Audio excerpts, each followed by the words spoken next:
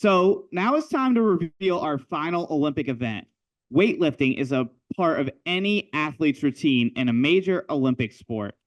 Heavy lifting is also required for the nation's largest federal nutrition program, the Supplemental Nutrition Assistance Program, known as SNAP, or FNS here in North Carolina. To speak about this program, please welcome back one of the strongest people we know, Cynthia Ervin from NCDHSS.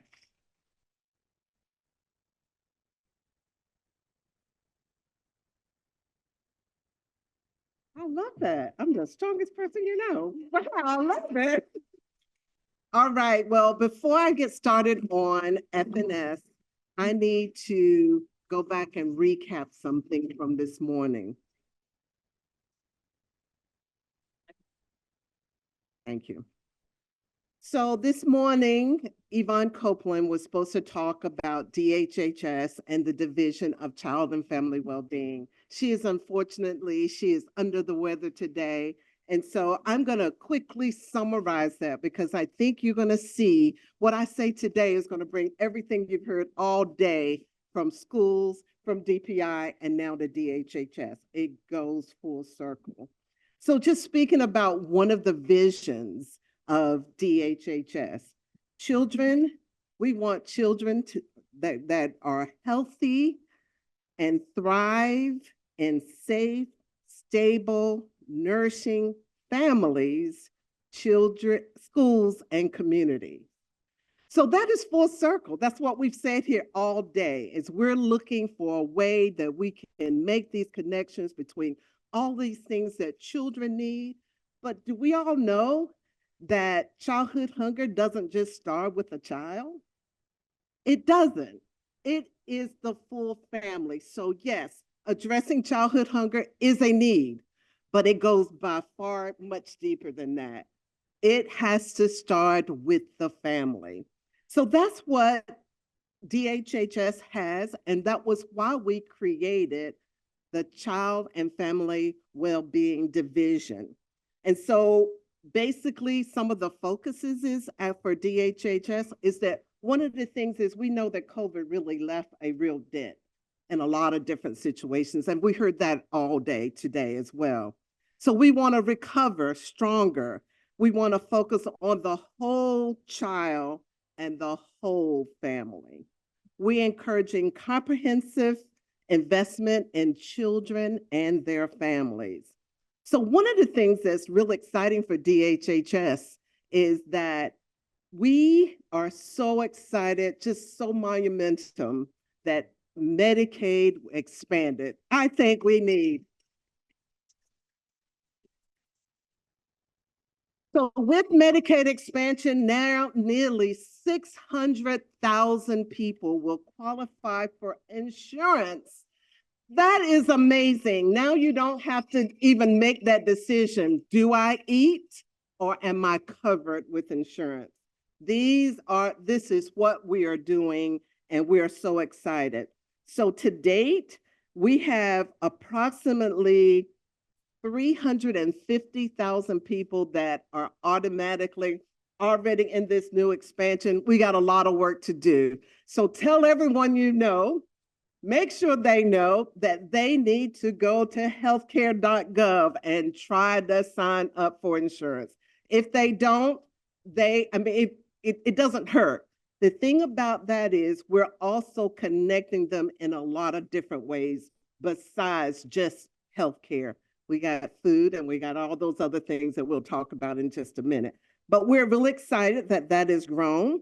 So I mentioned earlier that the Child and Family Wellbeing was developed to really focus on the whole child. So we're investing in families and children to make sure there is healthy developmental bills for children. And we have like 4 programs that we really focus on. One is food and nutrition services.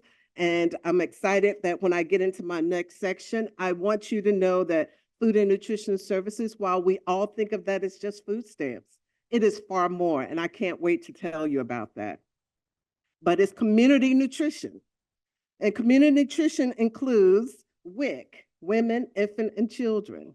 And so we start with kids, but we start at conception. And there are resources that are given to those families all the way up through school age. And the child and adult care food program that Dana gave the right shout out for, but as well as doing after school meals, there are meals that are served for children in the daycare setting. There's also the adult daycares that we also provide meals in that setting. And I heard earlier, Kevin talked about early intervention. This is exactly what is in our preview, where we are providing early interventions for toddlers up to 3 that have developmental delays. And so that is also included. And then we have what we call whole child health. And whole child health is really developed to really address that child behavior health and also just dealing with some of the challenges that occur in children and youth. So full circle, if you can imagine bringing all this together.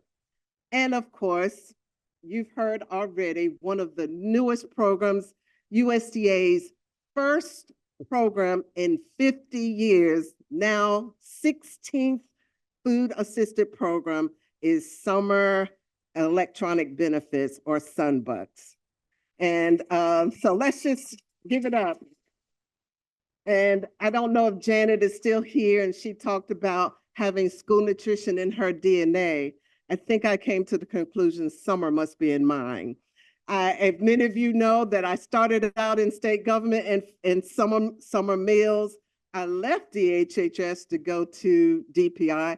It followed me there. And then I went back to DHHS to do something else. And we're doing summer nutrition programs again. So it must be in my DNA, but I am so excited to be a part of it.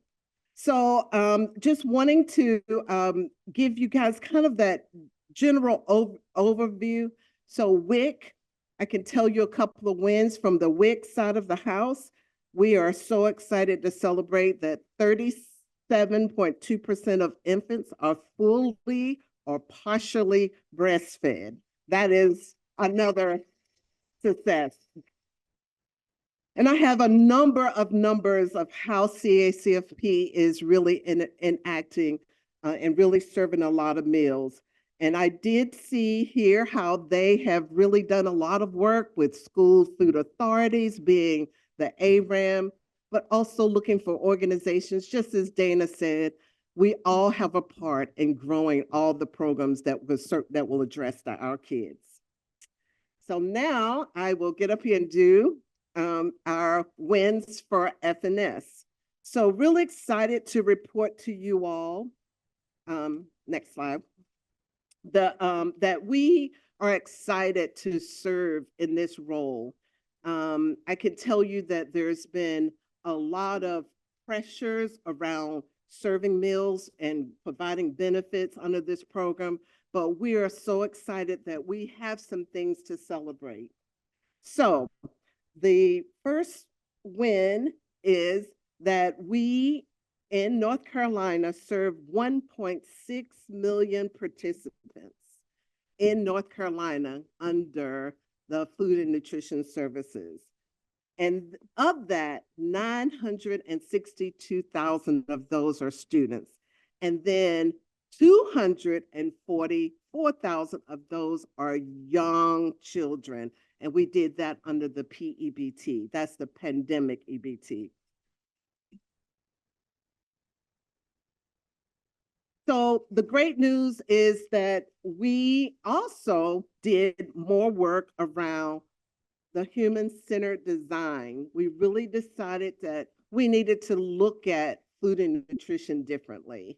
And, you know, most people sometimes may have a little sour taste when they think about food and nutrition services. So we went to great efforts to come up with this human-centered design. Of course, in last year, in the PEBT world, we serve virtual and homeschool students. We created an application and they were able to get the benefit during the summer. So almost 3,400 students actually submitted an application.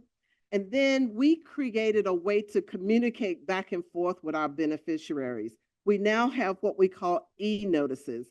And this is such a great new tool because if you think pre-pandemic, the only way to communicate back was snail mail, or a client has to come into the DSS office. Now the caseworkers can actually send a notice to a family to ask for whatever that is missing. And we also have text messaging. So you know how you've heard, you submit an application, there's all this back and forth. Now you can get a text message and say, hey, you're missing your ABC document. And then we're so excited about this starting July of 2023. And we fully implemented this in December of 2023. There is online recertification for the first time ever. So recertifications was, you get this letter in the mail, this long letter, you had to fill it all, put all the documents together, mail it or take it to a, now you can do all those things online and you can actually upload everything there. There's change of circumstance online. So if your address change or your work situation change, you can also do that. Never have to leave your house. You never have to go into a DSS office.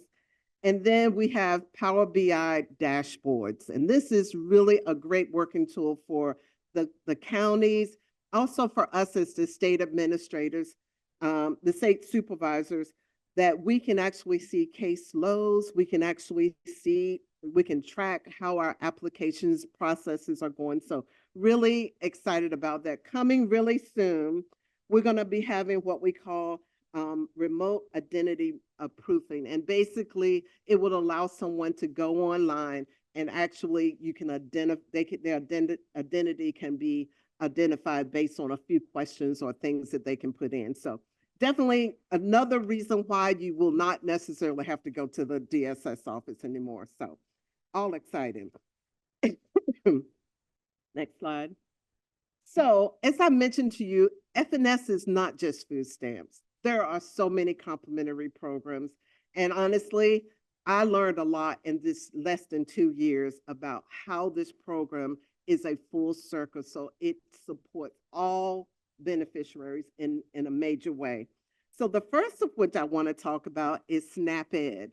SNAP-Ed is one of those complementary programs where we have implementing agencies throughout the state. If you're an implementing agency, raise your hand. We got several implementing agencies. And these great people create the ability that to teach beneficiaries how to purchase and produce healthy meals within the benefit amount. And so they teach the children, they teach adults. So it's really a great education that is led by our own Connie Tran, back in the corner, straight back. Connie also leads SNAP Outreach. SNAP Outreach is that, it's exactly that. We we have organizations that look for many different ways to make sure that our potential beneficiaries can get on the program, or at least they're educated. And so we have lots of great organizations. Many of you who are in the room, raise your hand. Some of you, the same people, are our outreach agencies. We couldn't do it without it. So many of them do outreach for education. Some do application assistance. And so some of our kind of target population is that we're looking for students, college students. They are food insecure. And so we're looking for ways to bring college students in, veterans in, the elderly. So there is all kinds of ways, those that are English as their second language, all of those things, we have this great partnership that goes on throughout the state to bring them on. So this next program is one of the ones that I think in the end, we can continue to give benefits to any family, but the ultimate goal is we want to give them the tools to rise above the need for the benefit. So this employment and training program is one of those comprehensive programs in that it provides recipients the opportunity to get education or training, and then they give them complementary supports that actually take them through the process. So if someone wants to go to a community college, they get their tuition paid, they actually get childcare so that their children, they don't have to worry about their children. They can get supplements for transportation, their books are paid for, and they get job retention, and they actually get kind of a job coach until they are able to continue through the program. So definitely one of those things. It's really good. We know that at all times, someone may need a benefit. Just like, unfortunately, any of us can fall on hard times at any time. That's what that benefit is. But in the long run, we really do want to equip our families and our beneficiaries to be able to not only sustain themselves, but their children. And then their children will be able to follow that similar suit, that eventually they only need benefits when they fall on those hard times. And that actually concludes my presentation. Thank you all. It's been a wonderful day.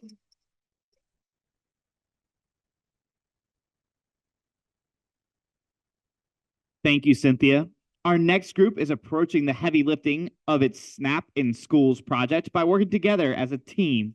Here are Kate Hanson from Meals for Families, Brooke Schembri from MANNA Food Bank, and Lisa Payne and Shannon Boyd from Buncombe County Schools, which is also a recipient of the Innovative School Breakfast Grant you heard about earlier today. Welcome.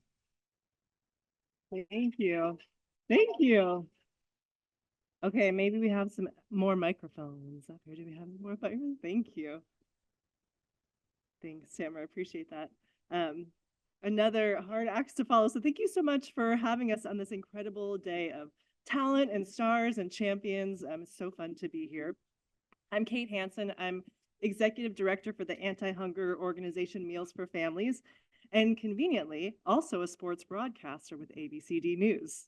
So today I'm joined by athletes and champions representing the newest event in the anti-hunger Olympics, an event called Benefits Outreach in Schools.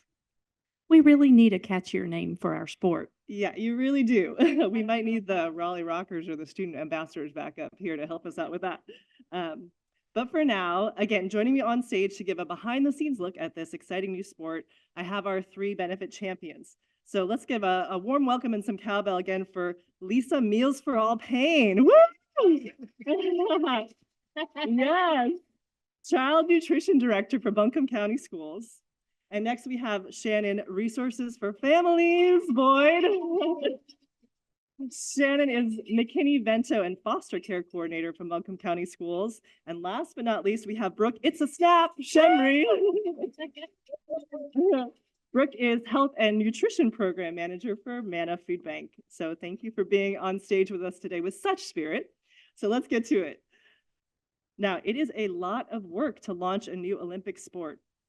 Lisa, Brooke, what drives you to do this work? Even in a district like ours, which offers free meals to all students through the community eligibility provision, woohoo, CEP, we know our kids, they're still at risk for going hungry. And if we look at just one benefit program, SNAP, we know there are thousands of children in Buncombe County alone who are eligible to qualify for SNAP, yet are not enrolled.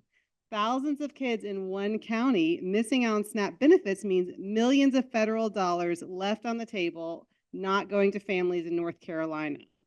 Millions of dollars that could be feeding kids and feeding families. That is a powerful story.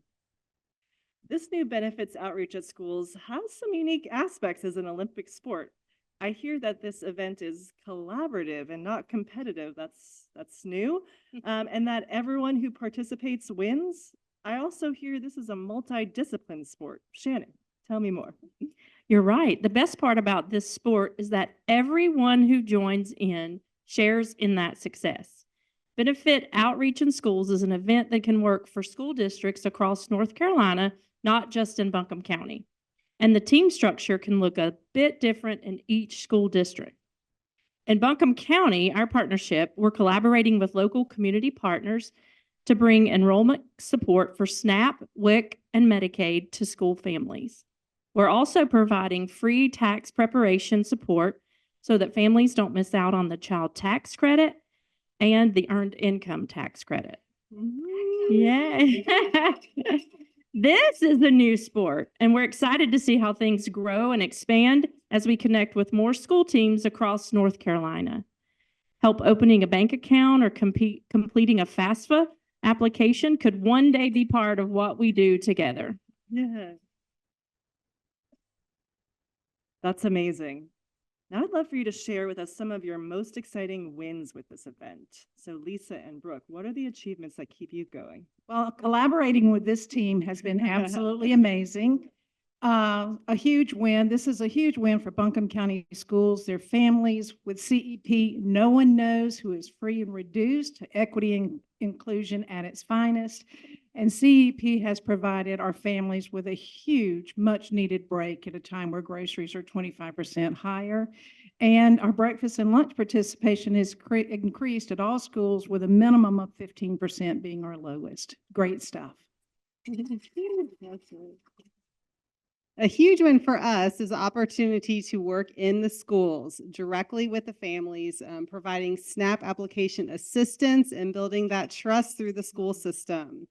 We know that for every one meal a community partner or local food pantry can provide a family, participation in SNAP can provide that family 9 meals. Many families aren't familiar with SNAP. Our partnership with schools continues to raise awareness, fight stigma, and help us shorten the line for families in need. That's amazing. Thank you all.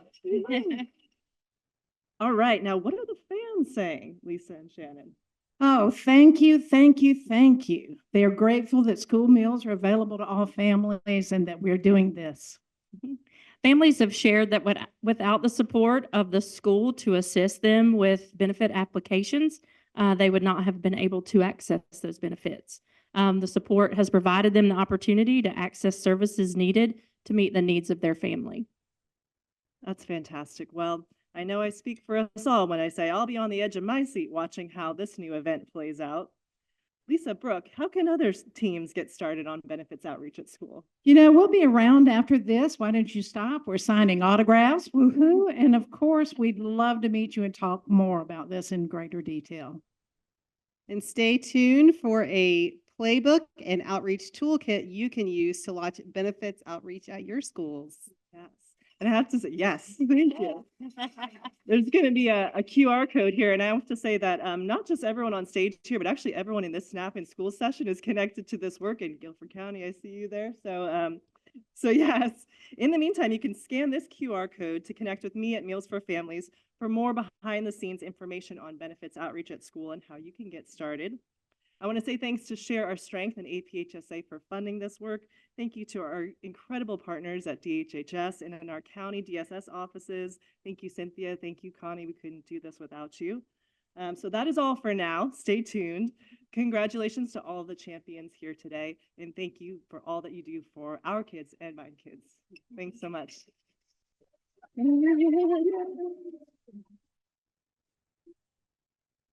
The headbands alone give them the gold medal, y'all. So thank you to the SNAP schools team. Our next champion is Delores Ortiz, Benefits Outreach Manager with the Food Bank of Central and Eastern NC.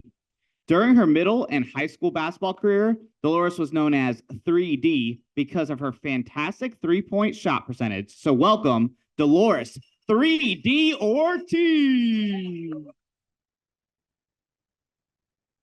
Thank you so much. My name is Delores Ortiz, aka 3D. I am the Benefits Outreach Manager at the Food Bank of Central and Eastern North Carolina. I'm going to take a few moments of your time this afternoon to inform you of the impact of SNAP. And do we have my slides? Okay, awesome. So the Benefits Outreach Program at the Food Bank is an outcome-driven program expanding access to SNAP, formerly known as food stamps. Our team of Benefits Outreach Coordinators support the Food Bank of Central and Eastern North Carolina's participation in USDA SNAP outreach which expands access to benefits and safety net applications. Our team of coordinators collaborate with community partnerships to educate potentially eligible households about federal benefits through pre-screenings, application completion, and follow-up. Expanding access to SNAP to increase food security, financial well-being, and self-empowerment of our neighbors. Next slide. So why do food banks invest in SNAP? So SNAP is the first line of defense against hunger. SNAP is and remains the most effective tool to combat hunger, reducing hunger by as much as 30%, and is even more effective among children. SNAP generates economic activity, which is a win for participants, local retailers, farmers, and communities. SNAP economic impact linger long after disasters or economic recessions. We saw during the COVID-19 pandemic increased participation in the SNAP program, which supported our economy. A lot of neighbors during that time lost employment, and we were helping to navigate a lot of families navigating the program for the first time. SNAP supports self-sufficiency, self-empowerment, buying groceries of choice. SNAP puts nutritious food on tables, and food is medicine. Yet only 69% of eligible households in our service area are participating in the program. Next slide. So who are our partners? SNAP Outreach is a critical tool to ensure that vulnerable populations are aware of availability, eligibility requirements, application procedures, as well as the benefits of the SNAP program. Some of our partnerships include senior centers, health partnerships, NC Works, career centers, school social workers, as well as the Department of Corrections. We've had a partnership with DAC, Department of Adult Corrections, since 2016. We go into correctional facilities once a month, and we complete SNAP application assistance with our justice-involved neighbors, helping them to navigate the application. Usually, our justice-involved neighbors are receiving their benefits within 7 days of being released from prison, and they are able to then focus on other aspects of reunification. Next slide. So beyond our direct community outreach, we reach a lot of families through many digital platforms and can assist families with navigating the SNAP application directly over the phone, which is a huge convenience for working families. One of the barriers to SNAP outreach is stigma. Stigma attached to SNAP creates shame around receiving support and directly impacts our most vulnerable and at-risk populations. Recently, during the Feeding America, through the Feeding America Digital Outreach Grant, we had the opportunity to hold SNAP focus groups with neighbors who had previously used the benefits outreach team for assistance and hear directly from neighbors through their storytelling what impact SNAP had had on their families. And to no surprise to many of you in this room, the theme of the focus groups, no matter the age, race, ethnicity, or geographical location, was the theme of food as medicine. What we heard with SNAP, I'm able to eat healthier. I'm able to afford more nutritious food and in turn have improved health outcomes. One of the participants in our focus groups was a college student who shared with us that she had many health issues and how she was learning to substitute zucchini in place of pasta, and she would not be able to do that without the purchasing power of SNAP. Next slide. So to keep in theme of the impact of SNAP, I also wanted to highlight what the EBT card can do. Family time. EBT can, you can gain access to many North Carolina museums as well as the North Carolina State Zoo. Gardening, EBT can buy seeds and plants that produce vegetables and fruits. Fishing, EBT can be used for fishing license waivers. Discounts such as Lime, as well as Amazon, Walmart, and YMCA, just to name a few. as well as internet and cell phone assistance programs. Next slide.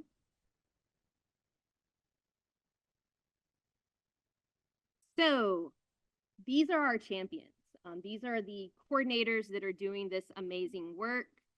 One of my favorite quotes is from Dr. Martin Luther King, and it says that not everybody can be famous, but everybody can be great because greatness is determined in service. And not only are our benefits outreach coordinators champions in service, but they're also leading the organization in community advocacy. Katie Forrest, who's here tonight, represents our Durham and Sandhills branches. Milagros Guzman, who is also here tonight, represents our Raleigh branch.